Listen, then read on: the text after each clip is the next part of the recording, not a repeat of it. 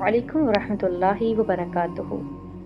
آج ہم بات کریں گے محرم کے پہلے عشرے کی،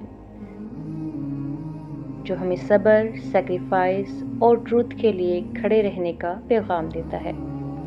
کربلا میں حضرت امام حسین رضی اللہ عنہ نے ہمیں دکھایا کہ حق کے لیے جان بھی دے دینا پڑے تو پیچھے نہیں ہٹنا چاہیے۔ انہوں نے ہمیں صبر اور استقامت سکھائی۔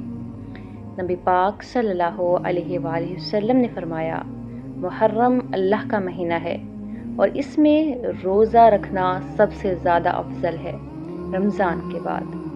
ہم سب کو چاہیے کہ اس عاشورہ کے دن کو عبادت، دعا اور یاد کربلا میں گزاریں۔